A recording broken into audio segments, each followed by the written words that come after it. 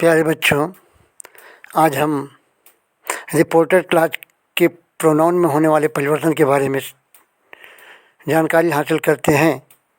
Pronoun में निम्नलिखित प्रकार से परिवर्तन किए जाते हैं। फर्स्ट पर्सन का प्रोनाउन आई और बी है। सेकंड पर्सन का प्रोनाउन यू है। थर्ड पर्सन का प्रोनाउन ही, सी, इट तथा दे है, जो कि सब्जेक्टिव केस में होते हैं। ऑब्जेक्टिव केस में आई का मी, बी का अस और पॉजेसिव केस में माई का माइन, आवर का आवर्स होता है।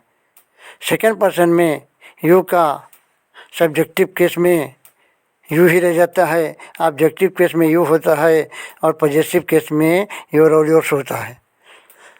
थर्ड पर्सन प्रोनाउन ही का सब्जेक्टिव केस ही रहता है, ऑब्जेक्टिव केस हिम और पॉजेसिव केस ही होता है। सी का सब्जेक्टिव केस सी, ऑब्जेक्टिव केस हर और पॉजेसिव केस हर और हर्ष होते हैं। इट का सब्जेक्टिव केस और ऑब्जेक्टिव केस इट ही रहता है, पॉजेसिव केस इट्स बन जाता है। दे का सब्जेक्टिव केस दे, ऑब्जेक्टिव केस देम और पॉजेसिव केस देयर और देयर्स बनते हैं। अब आइए देखते हैं टाइम और प्लेस में होने वाले परिवर्तन के बारे में। रिपोर्टेड वर्ब के पास्ट टेंस में होने पर रिपोर्टेड क्लॉज में दिए गए टाइम अथवा प्लेस को दर्शाने वाले शब्दों में हम निम्नवत परिवर्तन करते हैं, अर्थात निकटता सूचक शब्दों को दूरी सूचक शब्दों में बदलने का काम करते हैं। दिस का दैट हो जाता है, हियर का देयर हो जाता है, एगो का बिफोर हो जाता है, कम का गो हो जाता है, इधर का दिदर हो जाता है, टुमारो का द नेक्स्ट डे हो जाता है, टू नाइट का दैट नाइट हो जाता है, लास्ट वीक का द प्रीवियस वीक हो जाता है, नेक्स्ट वीक का द फॉलोइंग वीक हो जाता है, दीज का दोज हो जाता है, नाउ का देन होता है, दस का सो होता है, हेंस का थिंस होता है, टुडे का द डे होता है, यस्टरडे का द प्रीवियस डे होता है, लास्ट नाइट का द प्रीवियस नाइट होता है, last month the previous month में परिवर्तित हो जाते हैं।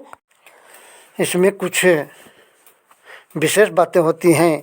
यदि वक्ता के बोलने के समय कोई वस्तु, स्थान या समय सामने है तो इनकी ओर संकेत करने वाले शब्दों जैसे दिस, हियर, नाउ को हम नहीं बदलते हैं।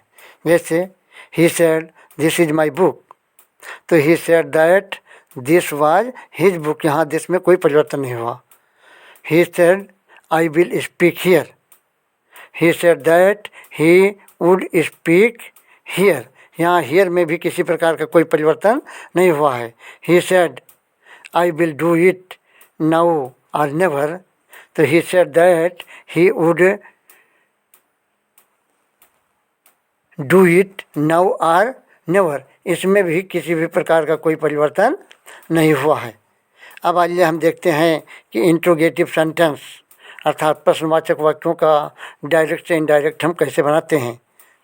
इस प्रकार के वाक्यों में प्रश्न पूछा जाता है, प्रश्न चिन्ह वाक्य के अंत में लगते हैं और ये दो प्रकार के होते हैं। नंबर एक, यस या नो आंसर टाइप क्वेश्चंस, दूसरा WH टाइप क्वेश्चंस। अब हम सबसे पहले यस या नो आंसर टाइप क्वेश्चन के बारे में सीखते हैं।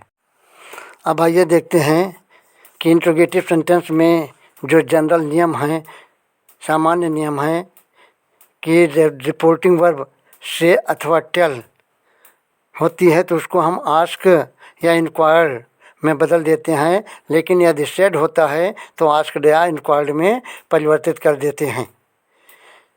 वाक्य को प्रश्नवाचक से साधारण वाक्य में बदल देते हैं, प्रश्नवाचक चिन्ह को हटाकर फुल स्टॉप लगा देते हैं। पर्सन या टेंस का परिवर्तन पूर्ववत ही होता है। जैसे he said to me are you going to school, तो he asked me if I was going to school. He said to him will you listen to such a man, he inquired him whether he would have listened to such a man. The boy said to him, are you ill? The boy asked him if he was ill. आपने देखा कि उपरोक्त उदाहरण में said के स्थान पर asked या इंक्वायर्ड किया गया, कामाज को हटाकर इफ या वेदर का प्रयोग किया गया है और सहायक क्रियाओं को कर्ता के बाद में रख दिया जाता है। पर्सन टेंस तथा समीप वाले शब्दों का परिवर्तन एसर्टिव सेंटेंस की भांति किया गया है। अब आइए हम देखते हैं WH टाइप क्वेश्चन किस प्रकार के इसमें परिवर्तन होते हैं। ऐसे वाक्यों में कोई भी कनेक्टिव शब्द दैट, इफ या वेदर का प्रयोग नहीं किया जाता है।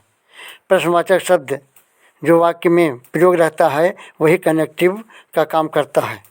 जैसे Ram said to him, who are you? Ram asked him who he was. He said to me, where are you going today? He asked me where I was going that day.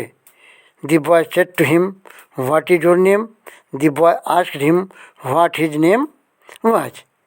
ऐसे स्थान पर आपने देखा कि सेट के स्थान पर आस्क्ड या इंक्वायर्ड हो गया है, प्रश्नवाचक का चिन्ह हटा दिया गया है, पर्सन तथा टेंस का परिवर्तन एसर्टिव टेंस की भांति किया गया है और समीप वाले शब्द को दूर वाले शब्दों में बदल दिया जाता है। सहायक क्रिया को कर्ता के बाद रखकर नियमानुसार बदल दिया गया है। इस प्रकार से आज हमने प्रश्नवाचक शब्द अर्थात इंट्रोगेटिव सेंटेंस का डायरेक्ट से इनडायरेक्ट हम किस प्रकार से बनाते हैं इसके बारे में सीखा।